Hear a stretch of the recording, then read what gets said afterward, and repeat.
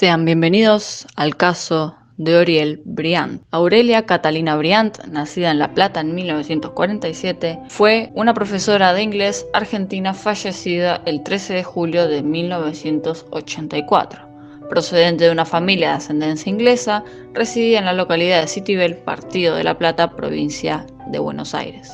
No se sabe mucho de su infancia, pero se sabe que sus padres trabajaron para la embajada británica en Argentina. Y eso es un pequeño detalle para las teorías. El 9 de julio de 1984, Bryant, de 37 años de edad, se encontraba en casa de su madre junto a Christopher, de 3 años, quien era el menor de sus hijos. Cerca de las 11:30 de la noche llamaron a la puerta y ella reconoció a quien estaba del otro lado, por lo que accedió a abrir la puerta. Era un día lluvioso, frío, y su única ropa era un camisón y un par de medias de color celeste que pasaba por sobre sus rodillas. Luego de unos días desaparecida, su cadáver es encontrado al costado de la ruta 2, kilómetro 75, en una pequeña arboleda. Vale aclarar que ella estaba en casa de su madre desde el 7 de julio, día en que su esposo intentó agredirla con un cuchillo y ella decidió dejarlo. El trabajo de la policía fue muy malo. Hay que pensar que Argentina estaba saliendo de una dictadura muy fuerte y que la policía no tenía la mejor preparación. Las huellas del lugar y las pruebas fueron totalmente destruidas por la inexperiencia del personal policial a cargo, quienes, entre otros actos de impericia ante la impresión por la escena del crimen, no pudieron evitar vomitar al costado del cadáver. Cuando el fiscal que llevó la causa a juicio, Bruno Casteller, se hizo cargo 2 semanas después, las pruebas no tenían utilidad judicial. En la autopsia se consiguió detectar 34 puñaladas, la mayoría en zona genital, y 2 heridas de bala, una en la cara y otra en el glúteo derecho, el cual perforó el muslo.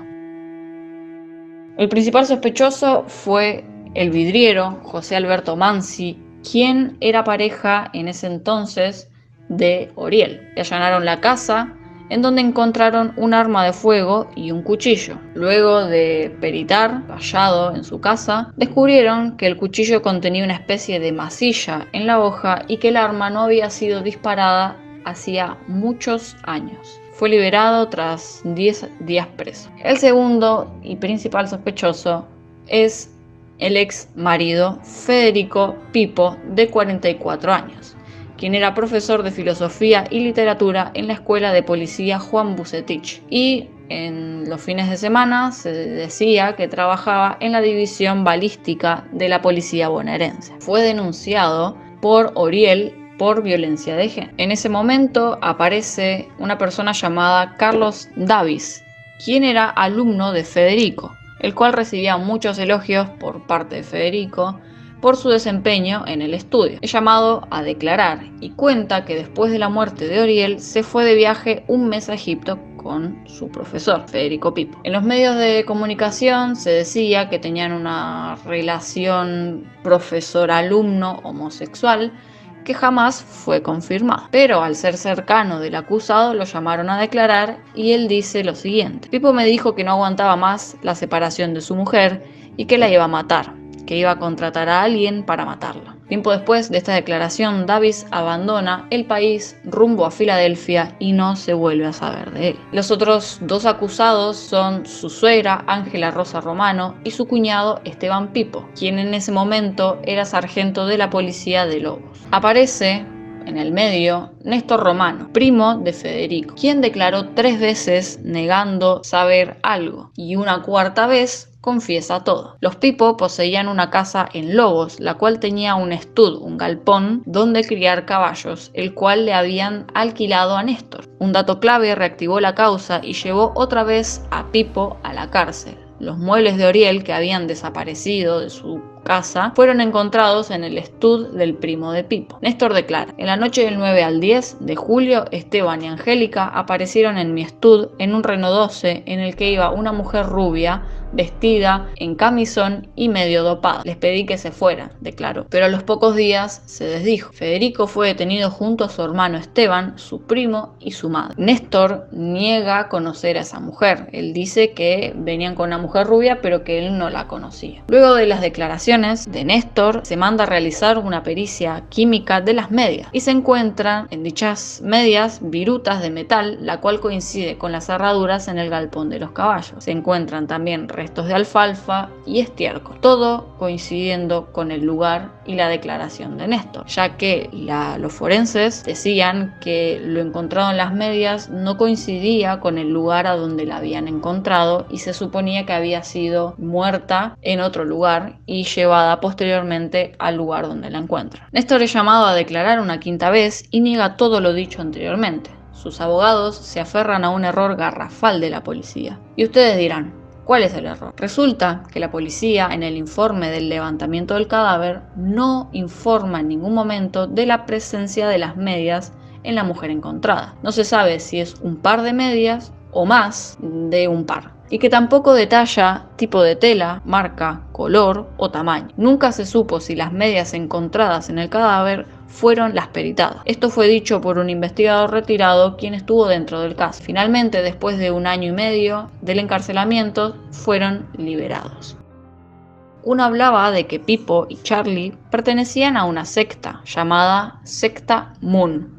Una testigo, de hecho, declaró que Pippo hacía vestir a Oriel con túnica y que él hacía fumar de una boquilla larga y dorada, además de pedirle que se dejara el pelo largo. Ella declara, parecía una sacerdotisa. Esa pista se reforzaba con los rituales sexuales y sangrientos de las sectas, hasta se habló de las similitudes con el caso y el crimen de Sharon Tate, asesinada por el clan Manson en 1969. Otra teoría se refería al factor Malvinas. Como saben, Argentina tuvo una guerra con Inglaterra en las Islas Malvinas en 1982. Aunque en 1984 se estaba en democracia, se sabía que los padres de Oriel eran ingleses y habían trabajado en la embajada británica. Charlie también se había desempeñado en esa sede diplomática. Hasta se sospechó que Oriel podía haber sido espía y por eso la mataron. Otra teoría se refería a la posibilidad de que Pippo trabajara para un comisario de activa participación en la dictadura militar y Oriel hubiera sido asesinada por presuntos contactos con Montonero, cosa que se desmintió tiempo después, ya que se sabía que Oriel no tenía ninguna afiliación política con ningún partido. Lo que no sería raro también porque en la dictadura no solamente desaparecían montoneros o gente afiliada a partidos, sino que también desaparecía gente común, random, que si tenías barba o pelo largo ya era motivo para meterte preso, y eso es un hecho. También en las teorías se habló de la mafia italiana y del origen siciliano de los Pippo, que eran definidos por la prensa como un clan o la pesada de los Pippos. Incluso se habló de un castillo en Lobos donde había muñecos diabólicos y supuestamente se hacían sacrificios de animales. Llegó a hablarse de una siniestra conspiración de los Illuminati. Una locura. Dentro de las teorías hay una que es la más insólita y es una pista de un video. El film del crimen de la profesora Bryant, que contiene sádicas y aberrantes escenas, se habrían rodado en una estancia bonaerense, tituló el diario La Razón del 29 de agosto de 1985.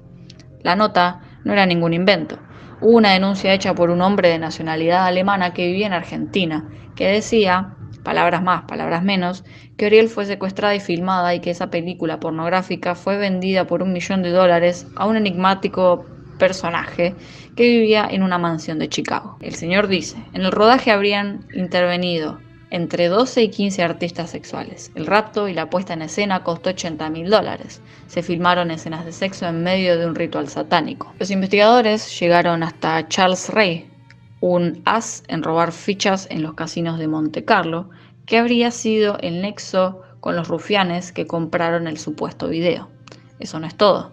El 1 de enero de 1985, un avión se estrelló contra la nevada ladera del pico Illiamani, a unos 80 kilómetros de La Paz. El denunciante, que a esa altura era considerado un demente por los pesquisas, aseguró que una de las pasajeras llevaba el video pornográfico y que por orden de alguien poderoso se contrató a una decena de escaladores expertos para que llegaran antes de que los peritos oficiales pudieran rescatar la cinta.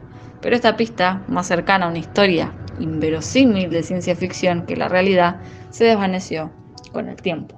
Como siempre, este tipo de casos con finales abiertos tienen siempre una teoría de Illuminati, una teoría de un video, igual que en el caso Alcázar. La teoría más fuerte y la más probable es que Federico Pipo haya matado a su ex esposa, ya que hay una cosa concreta en la causa y fueron las denuncias previas que Oriel hizo en la comisaría de Citibel contra Pipo por violencia de género. La madre de Clara un día me llamó y me dijo: vení rápido porque Federico me está matando a golpes. En diciembre de 1980, según consta en otra denuncia, Oriel salió de su casa gritando que su marido la había perseguido con un cuchillo, como 2 o 3 días antes de su desaparición. La relación entre los dos había terminado. Antes de separarse, dormían en cuartos separados. Él no le quería dar ni un centavo, ni siquiera para comprar alimentos o para sus hijos.